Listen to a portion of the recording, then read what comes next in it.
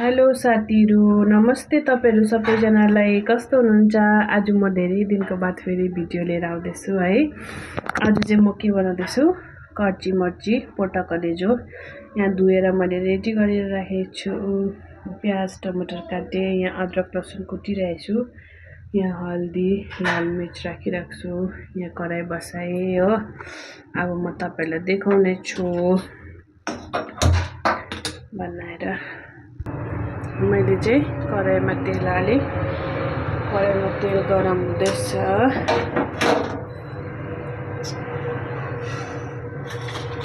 तेल गरम भइसकेपछि चाहिँ मैले प्याज हालिदिएँ।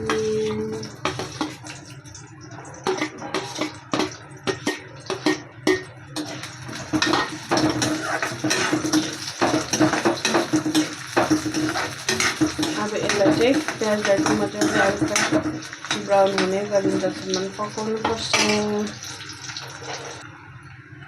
अब चाहिँ म यसमा अदरक लसुन हाल्दैछु। अदरक लसुन हालेर एकछिन चलाउनु।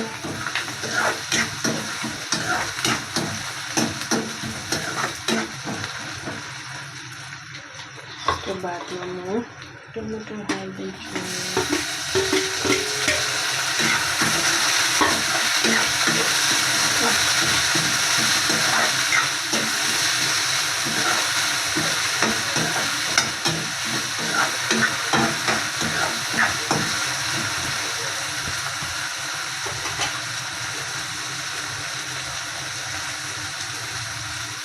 लाल मिर्च हालिदिएँ, त्यसको बाद हल्दी,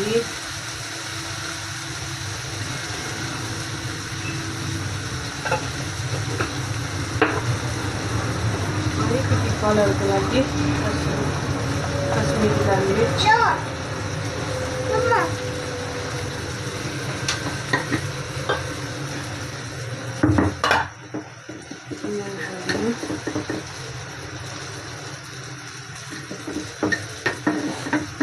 एकछिन मसला मजाले पकाउनु पर्छ।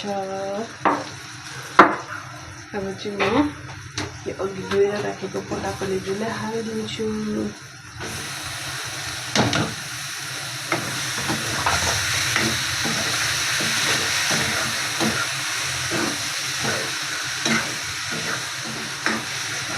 यसमा पुरा तेल हुन्छ हो, तेल निस्किन्छ।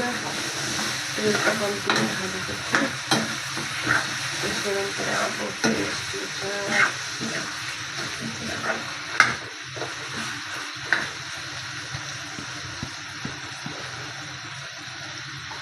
अब यसलाई चाहिँ एकछिन ढाकेर पकाउनु। अब यसलाई एकपल्ट चेक गरौँ कस्तो भएछ है। पानी निस्किन्छ। जिरा हालिदिउँ यसमा, जिरा पाउडर,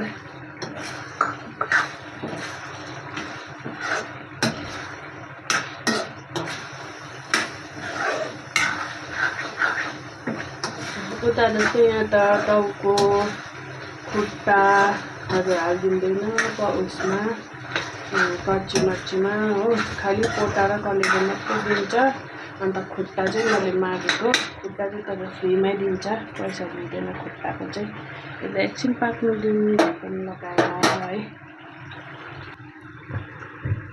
साथीहरू, मेरो पोटा कलेजो चाहिँ रेडी भइसक्यो।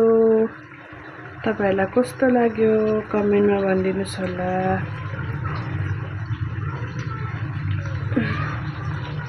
Thank you so much for watching my video. Bye bye.